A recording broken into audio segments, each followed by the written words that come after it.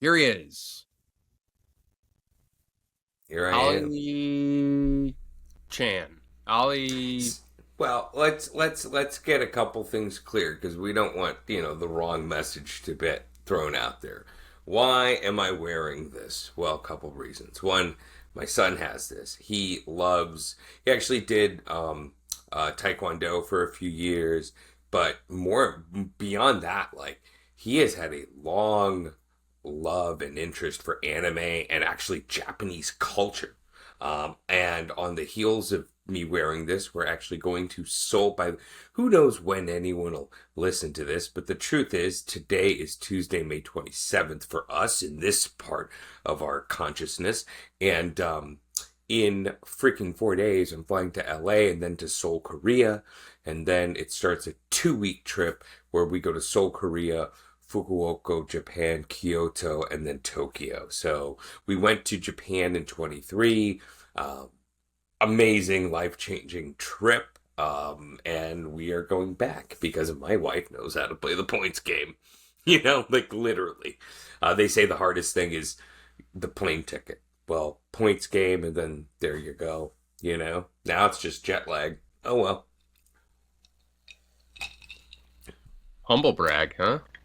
There's another reason too. You're Daddy's going to find your real father. I'm due for a haircut, and I was like, how do we make this look a little better? Because Oh, I thought you meant another reason you're going to Japan. Another reason why you're wearing the bandana. yeah, totally. And I too am very excited for this Karate Kid. Yeah. I guess I've always liked them all. I like seeing a jerk get beat, but he doesn't get killed. You know what I mean? His pride is what gets destroyed. Right. Yeah. You know? And it's Ralph Macchio and Jackie Chan, who has nothing to do with the Karate Kid franchise other than the fact that he's done some cool. Huh? No, he did the Owen with Jaden Smith. Oh, that's right. What's wrong with you? I'm sorry. Universal needs to get me better ad copy. Warner Brothers. God. I don't know who's making this movie. I depend on you, Neil, to just know things because I'm this. I'm comically dumb. Just a pretty face. Well, I've got nothing to say. Here's what I want to say. Yeah. It's a good segue because I am flawed. I am real. I am human. Mm-hmm. I make mistakes. Yeah, definitely. But not everybody thinks so, Ollie. Not everybody thinks so. Some of our listeners, yes, plural. We've got more than one listener these days. Some of our listeners think that I am a computer-generated character. It's true. Well, I'm not. I'm real. It's true. I want to shout him out. Sean Pressler. I'll address you directly. Sean Pressler. It's me. Neil Jason Padover. Sitting here in Greenpoint, Brooklyn. That's right. So Sean sent you a message, Allie. I'm going to read it. Said, it was a nice message. He likes the pod. He said, yes. He said, buddy, world's greatest dad podcast is fantastic. The advice is great. The cadence of your voice is fantastic for a minute. I think he's referring to our shorter clips. He said, love it. And then he said, I gotta ask, because I cannot tell from the clips. Is this other guy AI generated? That's me. I'm the other guy.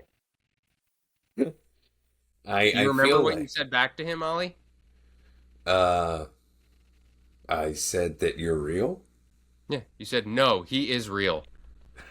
Yeah, so, I deserve some credit. Yeah. For something.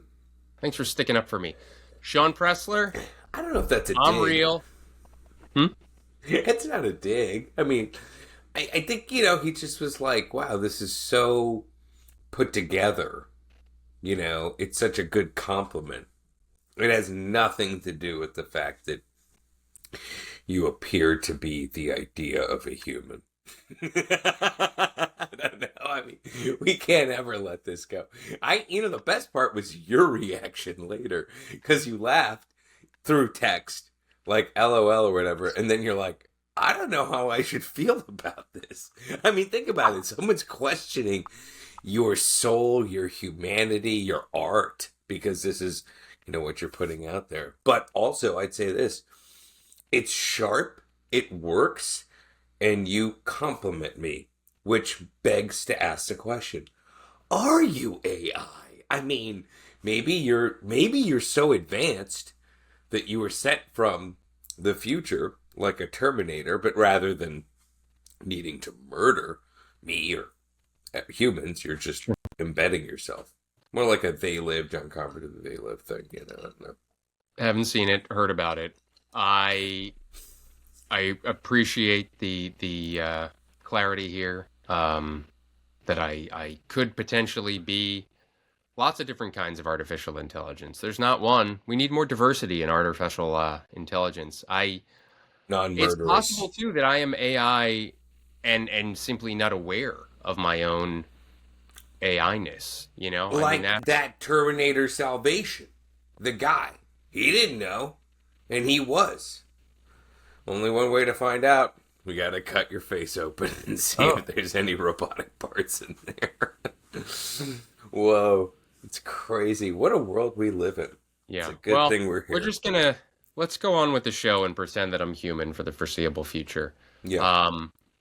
I have some news for you, which is I'm a Knicks fan now. Wow. That's right. I mean, it's I can just see the passion coming out of you. You sounded like AI saying you're a Knicks fan.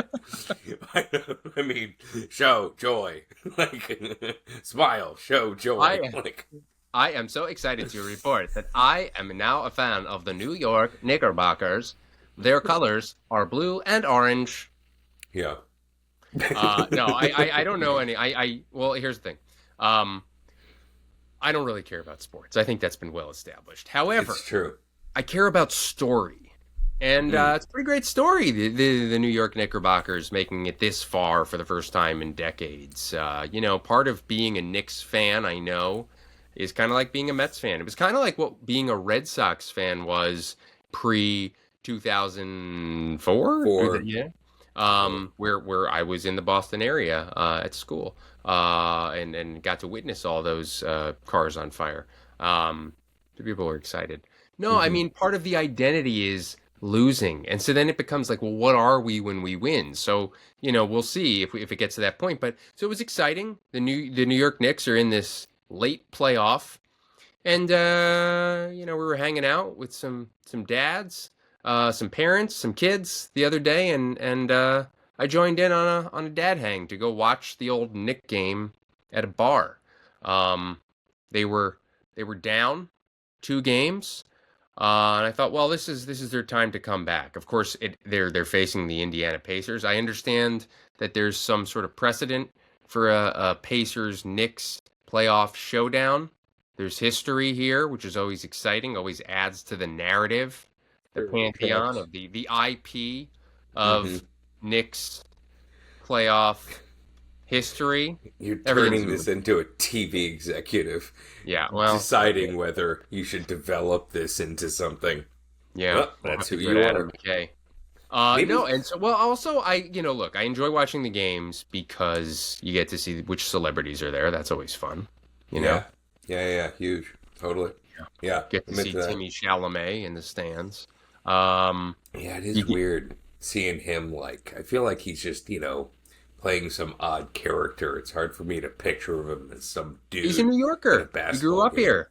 He's into it. Yeah, he doesn't read to me. You know what? Maybe I just don't know him. He's the Dune guy for me. He's a Dune guy. He just seems like he's out of sorts. He seems like he just sticks out like a sore thumb. I don't picture him, grabbing a big Pepsi at MSG. Yeah, I don't know. I haven't seen a drink in his hand. He's just too excited, I have. I noticed that. I was like, Johnny's having a soda. No beer for him. That is what we say for pint of beer in Japan. Biru. That I know. My Korean, I'm screwed. That's going to be a tough one. So we're at the Palace. The Palace is the Yes. name of the bar, alley. Well, being dads, we had a dad get there early and grab us a table. So all these cool 20-somethings rolling in, and it was a cool crowd, let me tell you. All the Oh basketball yeah. fans come out, this late in the playoffs. They were standing. And we're watching the game and we're having fun, having a couple bureaus. And the Knicks are not doing well. Mm. To the point where they're down at one point 20 points. It's over, right? Yeah, You would think, totally. no, Yes. that's not how sports works. Well, You know? basketball, yeah. All you have to do is go see Space Jam or the Mighty Ducks, and they can come back. That's hockey. But go on. Yes. Well, yes, but, yeah. anything can happen. And what happened was they, slowly kind of cut down this lead, and you could feel the excitement, the life coming back into the room. Yeah. They cut the Pacers lead from 20-3. It's a game now. Yes. Anyway, cut to, it's so close. They're within a point of each other. Everyone's so excited. Sports. And the feed cuts out with like 9 seconds left. It's like buffering, and everyone's like, ah! But the smart, inventive dads I'm sitting with, they just pulled it up on their phone. The feed was 30 seconds ahead. And I was like, all right, well, now no spoilers, because when the feed comes back, you can't be celebrating if the Knicks win. Anyway, spoiler, Knicks won by 6 points. Next game's tonight. I think I might be going back to that bar with the same dads to watch. It's pretty exciting. That is cool. Look, I mean, it's always nice to like spice up a random weeknight, if you will, like, versus the old routine of, oh, Friday night, better go do something. You know what I mean? Like, I think that is kind of a thing that's, certainly if you're, maybe it's a gift to have kind of a steady life, you know what I mean? That routine or whatever. But, I notice this for my wife and I, sometimes it's like, and it's weird, it's just going to bring it up, it's tied to alcohol. Usually I try not to, I abstain, I guess, during the weeknights. But then here and there, it's like, do you want to have just like a glass of wine? And suddenly it's just like, like it hits different than the old Friday night, Saturday night thing. So, I mean, this thing is so interesting because, yes, it's tied into the Knicks actually in the playoffs. I mean, they've always run into some sort of buzzsaw, right? I mean, Patrick Ewing and Michael Jordan. The Pacers were certainly dominant in the East for a long time when Reggie Miller was around. So, yeah, it's like this hasn't happened in decades. And, you're just like, what a good excuse to go out. It's funny, when you said Palace at first, I was like, oh, I thought you were at Madison Square Garden, like at the bar there. And I was like, yeah, it's expensive, I imagine. Sporting events, attending a sporting event and then having a beverage at a sporting event is quite brutal these days, I have to say, as the former host of Cheap Eats. Then again, no one replaced me, so maybe I'm current, but the show's not. But my God, it's insane. Like, one drink would have basically would have been half the day of Cheap Eats, right? I mean, No. have you been to MSG? How much is a beer? How much is a beer?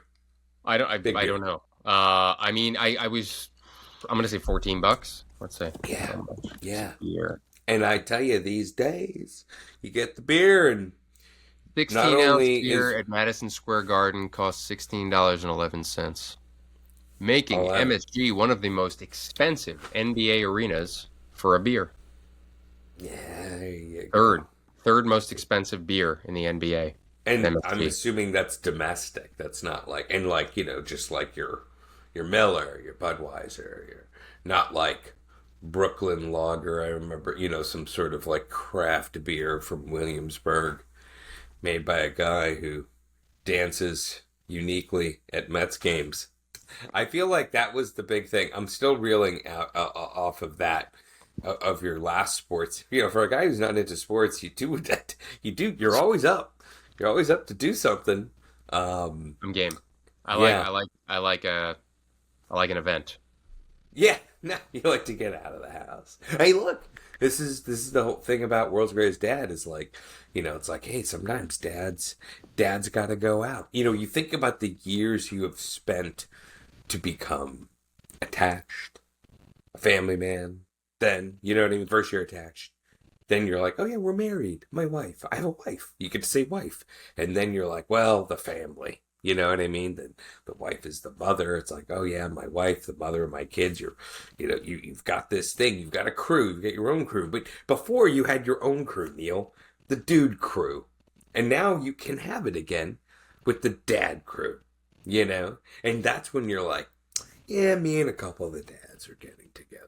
Which is like a polite way of being like, boys only, Yeah, there it is. There it is. It is. It's like old school, Well, It's I will say, it's funny because we do these dad poker nights. As you know, we'll occasionally go watch games. You don't know about poker night? And we'll cover that on another episode. And every now and then, a dad will. It's like they're testing the waters. They'll be like, "We're going to the strip club, right, boys?" And then the other dads are like, "No, we're not doing that." Andy? Yeah, no, there's man. that's a thing. There are always going to be. I mean, here's the thing, generally speaking, and whether you're a dad or married or dating someone or straight up single, there's always going to be a couple guys that are like, into strip clubs, oh yeah, gotta get my fix and going several times, have preferences. And then it accelerates into like, oh yeah, you don't want to eat there on Wednesdays for lunch. Thursday's the way to go. You're like, I mean, dude, I will never eat at a strip club. Although, I was told once when I was out shooting some food content in the ancient early days of 2014. And that's when I actually would have known Sean Pressler, the guy who thinks you're not human, have no soul. I was in Portland, Oregon, shooting some food content for Tastemade. They had a little app at the time, and they sent me out there, and I was like doing my work, my research. Portland, Oregon, very reputable food city. And I was like at restaurants making these videos, talking to people. They're like, what are you doing? I'm like, oh, I'm here to like shoot all these little videos exploring the restaurants of Portland. And this one guy is just like, listen, one of the best steaks in Portland for a great deal is at a strip club. So there you go. There is one strip club in America that has a good food reputation. At least that back in 2014. This sounds like the guys who read Playboy for the articles. I mean, they are. The sad truth is, for good quality writing in the magazine world, you have to take what you can get. I've been there. I've been there. I can call myself a journalist, and I'm also a sane person to go. You don't want to get stuck in that world for too long unless you're one of the few, the proud, who have it cushy. And I mean, you take what you can get to write 1,000 words. And people rarely sit down to read that much these days. That's my hot take on journalism. Reading's passe. It's all about watching now. Yeah, it's kind of. I'm with you. So, sticking with a sports theme, because you know how much I love sports, and I'm a giant Knicks fan now. Did you know that there's a guy on the Pacers who is named Halliburton? No. I mean, there's a lot. It's funny, between the two of us, there are going to be a lot of dads out there who be like, these guys don't know shit about fuck when it comes to sports. Yeah. Well, I'm learning. I'm always growing. I'm always learning. So there's this guy named Tyrese Halliburton, big star on these Indiana Pacers. Big star. And I did not know that he actually, his parents gave up his naming rights to Dick Cheney. Shut up. This is true. So Tyrese Halliburton, actually, he was a star athlete coming up in basketball, And Halliburton, remember, they had kind of like some bad press, and they were like, let's get involved in youth sports, and they sponsored him, so that's why he's Tyrese Halliburton for the Indiana Pacers. You're making this up, right? That is not true. That is a lie. You have a good bullshit detector. But here's what is true about Tyrese Halliburton, and this is a dad podcast. His father was banned from the arena for getting into a scuffle with another player on a different team. But here his son is on like the biggest stage, national stage in the semifinals, I guess, is what this round would be called. Good news. I know, The it's the NBA Eastern lifted the Conference ban. Finals. They're in the Eastern whatever. Conference Finals. Getting specific on me. I'm the AI. I know what's up. I know. So much for AI. You know what? There is the proof that you're not AI. AI would have been like, you know what I mean? We're not there for AI to be sophisticated enough to like kind of put out, dumbness. We're not there. AI does not put out dumbness. So no, Tyrese Halliburton's dad, he will now be allowed at playoff games, at home games, after his ban. Indiana Pacers star Tyrese Halliburton's dad, John Halliburton, will reportedly be allowed to attend NBA's upcoming game after his previous ban. ESPN reported on Monday, May 26th, that John could watch the Pacers Game 4 matchup against the New York Knicks in person from a suite. He's not allowed in the stands. Sources told the outlet that John would continue to abstain from attending the team's road games. John has not been present at a game after making headlines last month for getting into a heated exchange with Milwaukee Bucks star Giannis Antetokounmpo. Giannis is a huge star. Antetokounmpo. More proof that you're not AI. We'll fix it in post. Following the incident, a Pacers spokesperson told ESPN that John would not be present at any home or away games for the foreseeable future. John has since issued an apology after taunting Giannis, 30, on the court at Indianapolis's Gainbridge Fieldhouse, where they were eventually separated by Bucks players and arena security. Quote, I sincerely apologize to Giannis, the Milwaukee Bucks, and the Pacers organization for my actions following tonight's game, John posted via X in April. This was not a good reflection on our sport or my son. I will not make this mistake again. Giannis, for his part, addressed the incident during a post-game interview at the time. I believe in being humble in victory, he said. A lot of people out there are like, no, when you win the game, you talk shit, and it's a green light for you to be disrespectful towards somebody else. I disagree. Giannis continued, losing the game, emotions run high. Having a fan, which at the moment I thought was a fan, but then I realized it was Tyrese's dad, which I love Tyrese. I think he's a great competitor. His dad coming on the floor, showing me his son a towel with his face on it, saying, this is what we do this. I feel that's very disrespectful. Giannis noted he and John spoke, and now they're in a good place. Tyrese, meanwhile, told reporters at the time he doesn't agree with what transpired from his dad. Basketball is basketball. Let's keep it on the court. I think my dad got excited. He saw his son make a game winner. He came on the court. We had a conversation. My dad needs to allow me to play basketball and just stay over there. I'll come to him to celebrate. The emotions of the game got excited there for a minute. I talked with him. I'll talk with Giannis. I don't think my pops was in the right at all. I mean, I gotta say, clearly, when the dust settled, cooler heads prevailed. I'm actually happy that that's how this story has been unfolded. Like, look, I mean, things get ugly. We're in an ugly time. Things are ugly. The world can seem like there's just no way for people to, have a conversation if they're coming from two different sides, right? And that actually is pretty uplifting. And also, I really wanted to see, let's be honest, it could have been worse. The guy gets banned, like, what exactly happened? And I feel like the fact that there was some sort of conflict resolution, and that's cool, because you know what? We all make mistakes. It's, what happens when we kind of wake up the next day.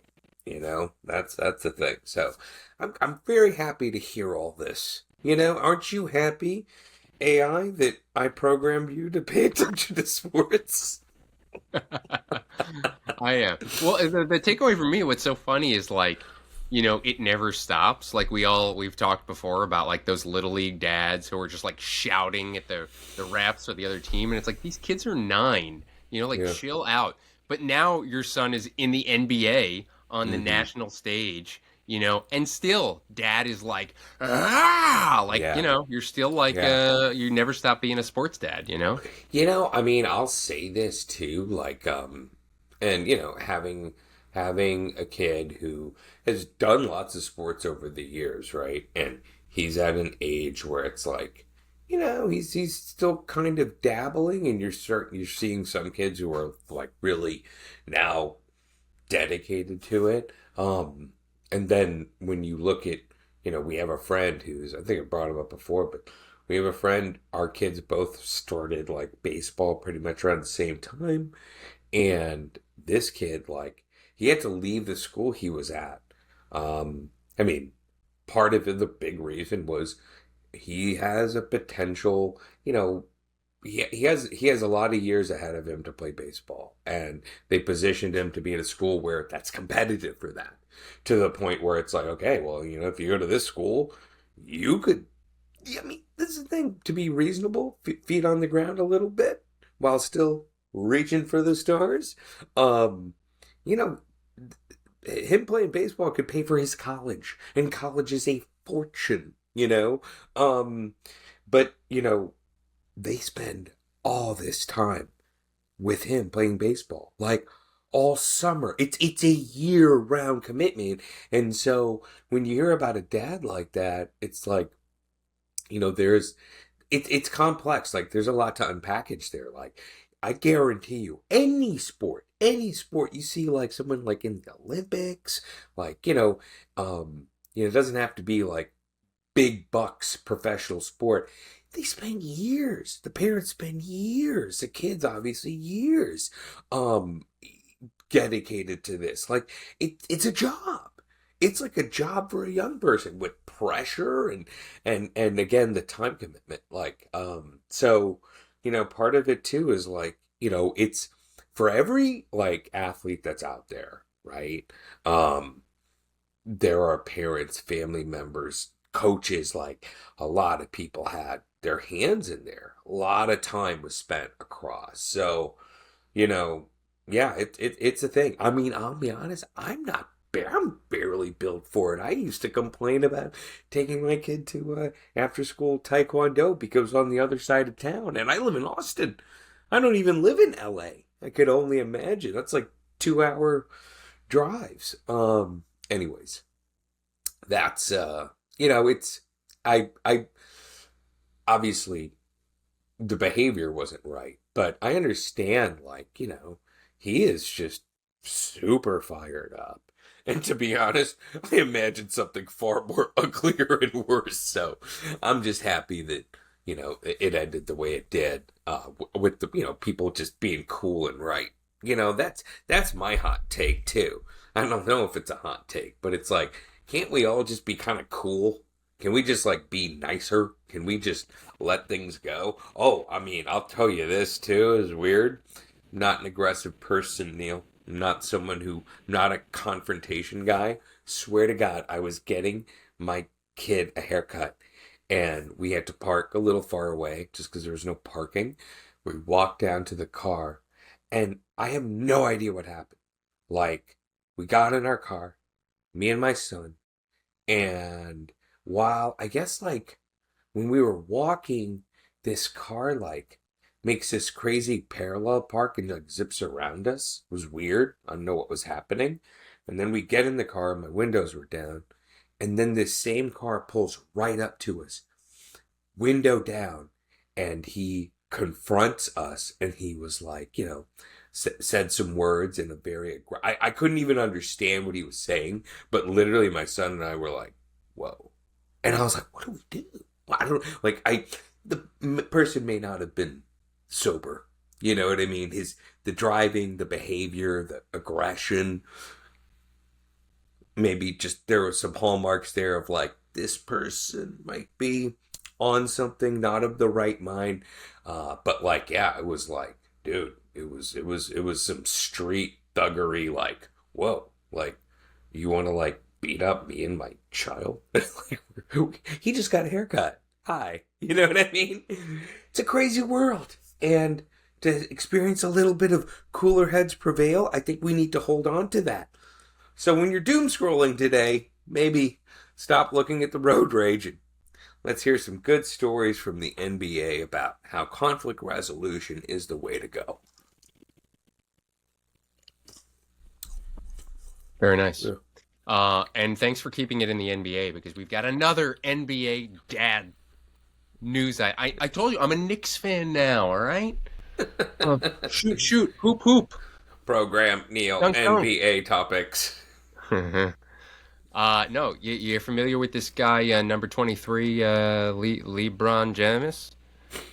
I thought you were trying to tiptoe around Michael Jordan, the original 23, No. but sure. No, the other 23. LeBron James. Yeah. So this is just a fun one. Nobody was ejected from any games. So his son, not Bronny, not the one who's on the Lakers with him, the other guy, Bryce, who I didn't realize both his sons are basketball players. His son is going to go play college ball. Just graduated high school, and he went a little viral for his reaction, LeBron's reaction to Bryce getting the diploma. Let's share the video, okay? Yeah, you gonna take a look? Roll that clip. Yeah, let's do it. Bryce James.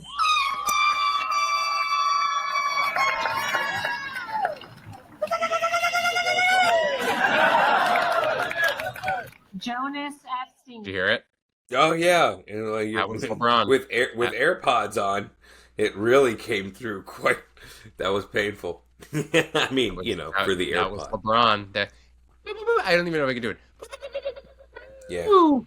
yeah. Do you think that's LeBron being just a proud dad, or do you think that's LeBron going, "I'm gonna make this about myself"? No. I mean, I think he is. I mean, look. Obviously, Bronny and I have not spoken at all. But This is look, Bryce. This is Bryce. Right. I like to call LeBron Bronny too, just because we're so close. Of course. Ever since this is the Cleveland days, of course. When I did the episode of Cheap Eats, there he was like, "Thank you for coming to Cleveland." I'm like, "Anytime, King James, anytime." But I remember this was just a couple weeks ago when he had the confrontation with Stephen A. Smith. Remember that? Yeah. And clearly that was, Daddy Bird protecting the nest, Yeah. And, very complex, a lot of things to unpack there. Not taking a stand, not taking a position, because Steven and I are friends and LeBron and I are friends. Let's just not even deal with that right now.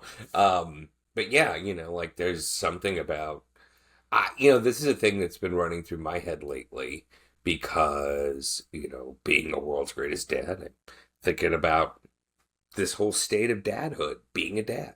And I remember before my kid was born, and I was working in casting, and I'd see lots of different people all the time. People would be like, "Oh yeah, Ali's about to have a kid," or the word gets out, and then people would, dads would look at you and they'd be like, "Oh wow, you're about to be a dad." That's a thing, right? Remember that feeling, that phase of I'm about to be a dad, I'm getting ready, yeah, I got diapers, I'm gonna have to do that stuff. And I remember this guy was just people have to share what they need to share, right? Especially to the dad to be. And this guy said to me once, and it really stuck with me. He goes, "Well, your kid will always be your kid," right? And I think about my son now, who's, he is deep into 13. I'm starting to feel just kind of the standoffishness at times or whatever, that transition of sometimes he can feel like little boy Heath and very, very loving. And sometimes he's a true dude. You know what I mean? He is literally, I'm like, man, have should I have like soaked up the last 2 years more or something like that? Just because like there's an attitude change, you know what I mean? He's physically different. And I'm also just kind of going, I'm kind of sitting back a little and just going, wow, this is who he is. I mean, he's turning into a man. He's turning into a grown man.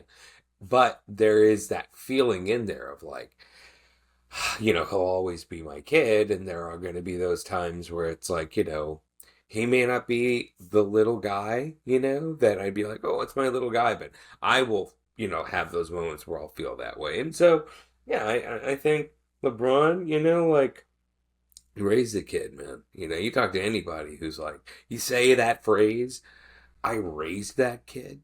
I mean, hell, I'll even say it about my dog because I got my dog when he was 7 months old.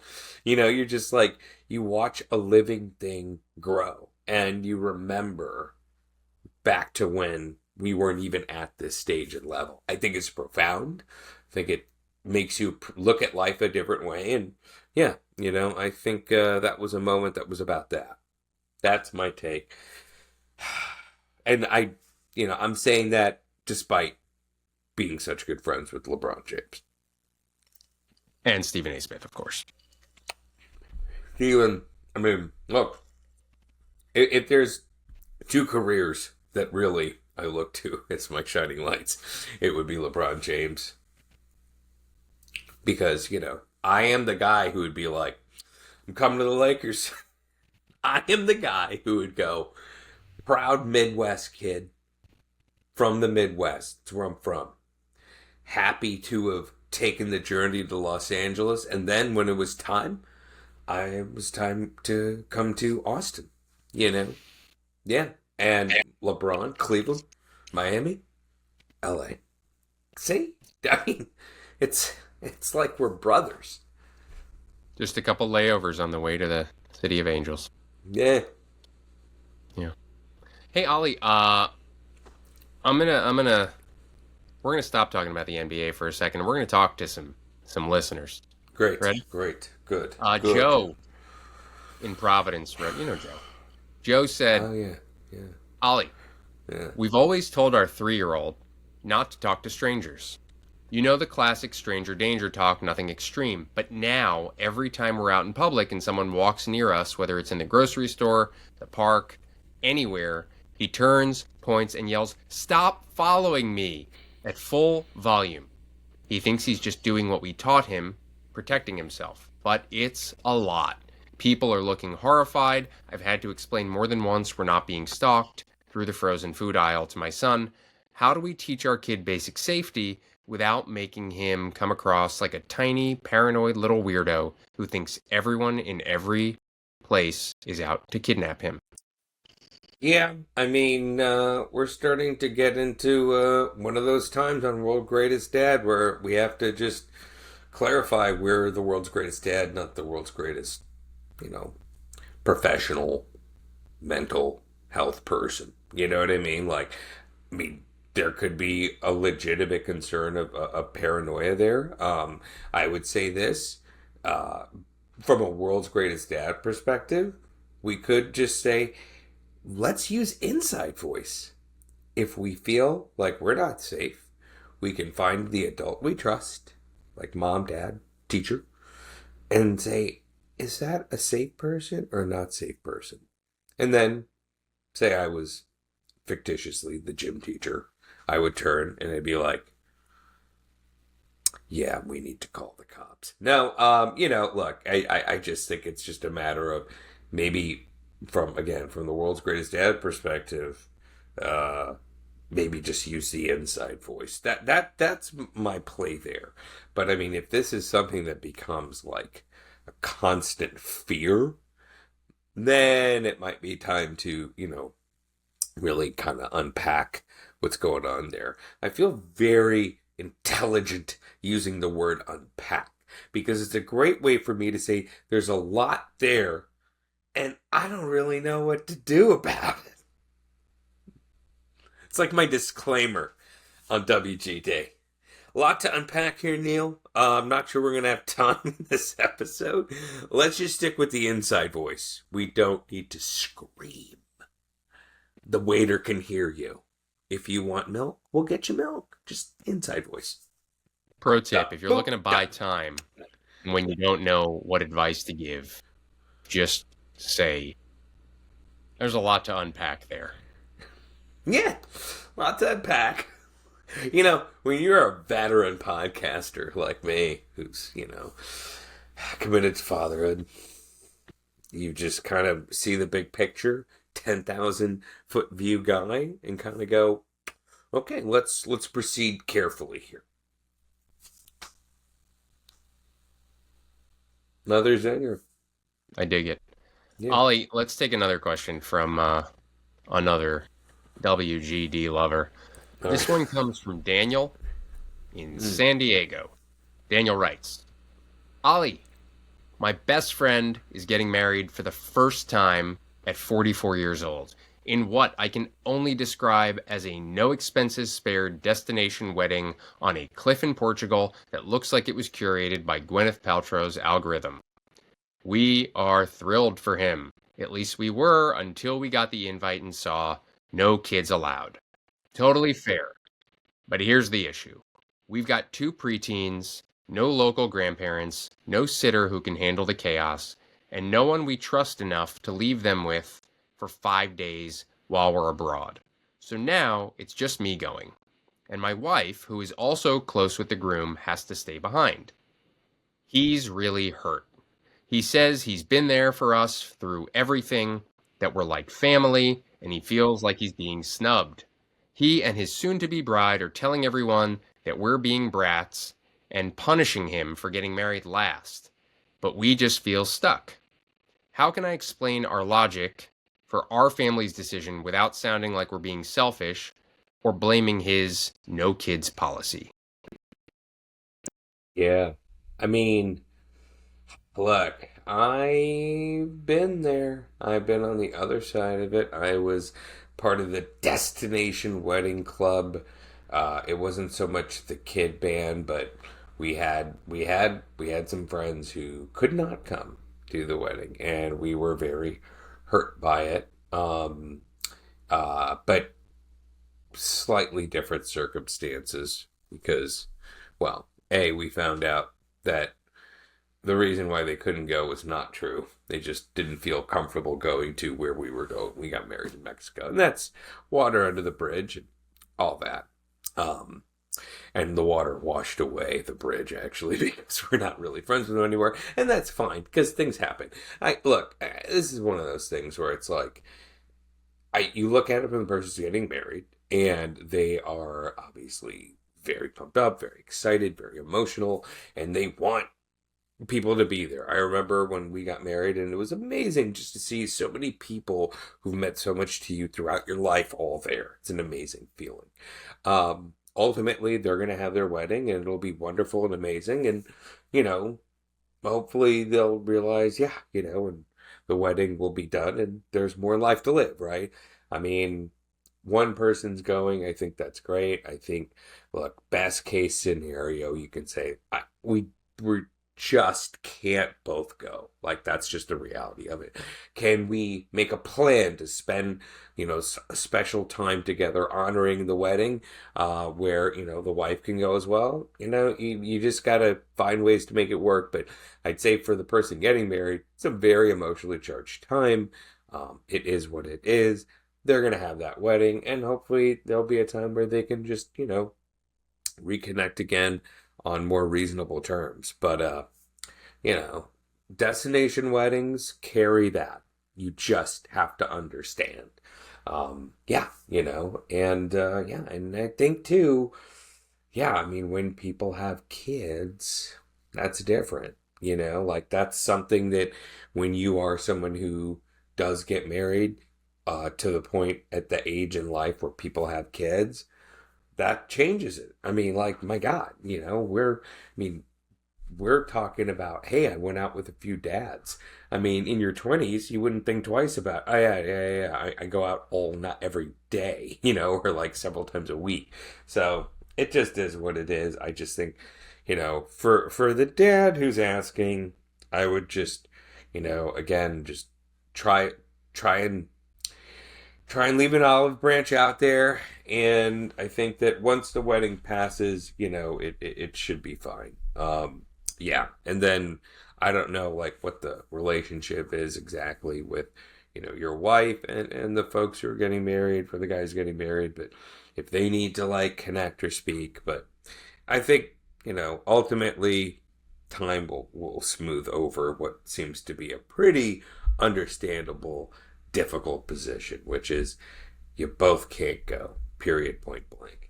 For a second, I was like, I thought the guy was going to say, "Yeah, my wife's mad because I'm going and she's not." Maybe you could toss that out to him. Be like, "Listen, do you want her to go instead of me?" You know what I mean? Here's an option. Um, maybe you just bring an iPad and you FaceTime the whole thing. I mean, maybe they have it on Zoom. It's a live stream. I don't know. I'm trying to make lemonade here.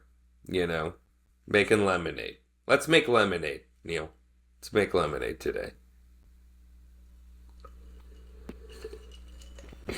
I dig it. What is the Uh, solution? hmm? I mean, my advice today is, I'm like, just make lemonade out of this. Remember, I went from unpacking to like some cliche, like, hey, the neighborhood kids make lemonade. Why can't you? Let me ask you a question because they'll never hear this. The friends who you're not friends with anymore, is it because they didn't come to your wedding or did something else happen? Well, what happened was they kind of made up an excuse for not going. You know what I mean? And then people found out later, and they told me, and I was like, that sucks. And yeah, I don't know. I think we all hung out again, but they ended up moving away from LA at the time, and I don't know. You know what's weird? I started to talk to the couple. What was interesting was the couple was uh, the wife was a friend from college, and the husband was a friend from high school, and I actually, they met through me or whatever, and like I was in their wedding and stuff like that too, the other kind of extra layer was the wife was our photographer. She was supposed to be our photographer and was helping us out with our wedding website. This is like back in the aughts when maybe these things were more challenging. And she like kind of like ghosted us. And then we found out, oh yeah, we have a sudden trip and we can't go. And it was kind of like a lot of things that were like kind of left dangling, if you Hold will. on. Not only did they make an excuse to not come, she was supposed to be your photographer and then just bailed? Yeah, yeah, I guess I kind of, yeah, yeah, yeah. I mean, we found someone else, obviously. And, it's also one of those things where it was like, 17 years ago. And look, here's the big thing is like, I'm just, at some point you're like, life is short, and it's like, why not just stick with the friends who are going to stick with you? Like that's, and I look back now, and I'm just like, oh yeah, I don't want to. It's weird. I kind of I'm like someone I'm pretty social. I like to, have a good time, be pretty easygoing, and I would say a detriment to me is sometimes I'm like, dude, why am I feel like I'm kind of dealing with stuff that I don't want. It's not even so much like, oh, I'm bending over backwards or whatever, but it's like if some things are not really good for me, maybe I can be the person who's like, sayonara, and I don't have to be dramatic about it or whatever. Yeah, like here and there, I'll just get like, a random message or text message from someone, and I was like, yeah, I think I came to the conclusion that you're not that cool. I don't need to keep hearing from you. You know what I mean? And that's a rare one. But yeah, I mean, I'll tell you, if I add them up, you'll be like, oh yeah, those guys, you definitely don't want them in life. I mean, that's what's funny too, right? As you get older, you're like, man, what was I doing hanging out with that crew? You know what I mean? That wasn't good for me. That's all. That's all. It's not about. Well, what do you do? What do you do if they keep reaching out? You just kind of how do you extricate yourself from a friendship you don't want to be a part of anymore? Well, in my younger years, I did the hard ghost. Um, and yeah, that was, oof, yeah, there are a couple real dingers where you're like, dude, I kind of tell, my flaw, my personal flaw is like, I'm not one to speak up, uh, to say things that are not positive and happy. You know what I mean? I don't advocate for my negative feelings. That is a fundamental flaw for me. So, you know, yeah, it's weird. Like I just feel like at some point, and I'm also analyzing myself here, but like at some point, I'm like, I think this person, this relationship is actually bringing me down, and I need to position myself so that it's not doing that, you know. And it doesn't have to be a hard ghost, but sometimes you're just like, hey, you can just ease up on the communication a little bit. You know what I mean? Get to back. You know what? I like to do the L.A. Love you, babe. Let me get back to you. Let me get back to you. Do it. I like. Well, see, that's you gotta do the Hollywood. I go Hollywood. Never a bad meeting in L.A. Now, like this is great. Let's let's definitely reconvene. Let's touch base. Always great to see you. You know what I mean? Like I just I don't know, I'm not a confrontation person, but at the same time you don't have to like some people just gotta hit the mattress, you know? I mean, I remember working for this classic Hollywood director guy that was like he was a psycho, man. He just like his process for getting good work done, he was successful, was he'd flip his top. And you'd have to everyone be on their tippies, walking on eggshells. And then after a while, I remember meeting this producer and he hadn't worked for this guy Michael for a while, but he was back in there. And I remember I had to open up the office, and his guy's, line producer, commercials, made good money. He's probably higher up on the food chain than most of the people you'll meet in production, besides like the executives at the building or whatever, and at the production company. I remember he came in, and he was just like, without having to like, raise his voice or anything, he goes, "Yeah, you're gonna want to see this door. You want to make sure you snap this lock so people can get in and out." Because he was like, in his head, I'm sure he was like, Michael's coming and he will rip your head off for that. You know what I mean? And eventually, that was like the last job he'd do. And later on, I remember hearing through the grapevine, he'd be like, life is so much better now that I don't have to take jobs for this guy. Because there's a time where you have to, right? You're like, and this is back 20 years ago, but if I want to make a G a day, 1,200 a day, whatever it was, I got to take all the jobs I can or whatever. And then eventually got to a point where like, I just don't want to deal with it anymore. Life's too short. It's not worth it. And that's just how I feel. It's like life is short. And, sometimes you just got to like do your best to kind of like make yourself feel good, and you try and then you realize there's limits. There's limits. You can't, my job isn't to fix some other adult, you know? And another thing too is with one person who I was like, ugh, can't deal with this guy. Literally having a child, especially at the time preteen teen, I was like, my 12-year-old, 13-year-old can control his emotions better than you, and he is in a spot where it's a real challenge. So I'm like, yeah, 44-year-old guy, peace out. Because my 12-year-old is more level-headed than you. So sometimes you just need that perspective as well to go, look what I have over here. Why am I even tripping on this other stuff? That's my take as well. I gotta save the room for the good people and for the AI generated co-hosts in my life. Classic. Yeah. I always know the move. Back. Yeah. Let's do one more. Let's do one more. This is from Ted from Phoenix. Ted from Phoenix. Yes. Ollie, my 10-year-old is really into reading, which I love, except he only wants to read graphic novels. I keep trying to encourage traditional books, but he's adamant that he's interested in books, that he's not interested in books without pictures. I'm not sure if it's a phase or a sign I need to just let him enjoy the stories in the way that makes sense for him. How do you know when to push and when to let go of your own expectations about what reading should look like? I love this. I'm kind of deep into this myself. So my son was loving graphic novels for a bit, and uh, without having to get into too many details, he had some initial early challenges just with like, reading essentially for a bit, and then just kind of focus as well too. So we actually found there are just simply other strategies that were really working for him. But he used to read this Dogman book all the time, and he just tear through it. He just, I want more, I want more, I want more. I think that you know all reading is good.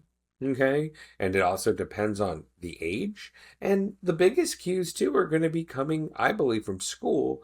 If they say, hey, he's behind in reading and all that as well. But look, my kid's in frickin' seventh grade, and they read books in his English class. He reads books. He graduated from Dogman to like reading proper books, right? Lord of the Rings was a challenge. We didn't finish that, but there were other ones like Odyssey and stuff like that with pictures actually that he was able to read. But he does like we read for Fahrenheit 451. More importantly, in his class, like the teacher, because I was in class with him for like whatever it was, teacher day or whatever, and the teacher was like, "Listen, we are reading a really interesting book," and she had to approach it carefully because the parents are there. They're like, "Now it's a graphic novel, but it is a legitimate, excellent piece of literature, which many of them are and can be." And it was actually Mouse by Art Spiegelman. Yeah, and I was like, and I think she was kind of like somewhat maybe timidly or tepid, whatever, some T word, timid, tepid. You know better. You can tell me your AI. But she was like, has anyone ever heard of it? And I was like, I know what Mouse is. It's freaking amazing. And I'm big, I read lots of comic books and stuff like that too. So I never, I'm in. But I was like, no, this is important. Like this, very, very, very. It's a fascinating, and I mean, you're aware of it too. But like, what an amazing way for a perspective and to illustrate the Holocaust in that way.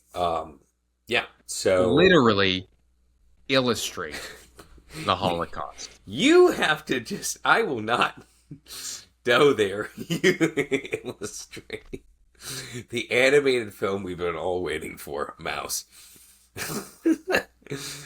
With Jonah From Hill. Disney. No. Jesus. Oh, God. What kind of... Why did we set No, AI I'm just to... kidding. Walt Disney hated Jews. Walt Disney hated Jews. I'm kidding. He did? Yeah. I thought that was Ford. You think he was the only one? I thought maybe it was an era. Well, no. Yeah. Well, it's good advice. For the reading's important. We want to foster a. Reading's important. If you're worried about he's being behind, you obviously talk to his teachers about that. But eventually, I mean, yes, one can read Dogman and then move into Fahrenheit 451. I can vouch for that. Boom. All right. Well, we're gonna leave it there. Good luck, Ted. Keep us posted. Yeah. I'll see you next week, Ollie. I'll be here. Different clothes, but I'll be here.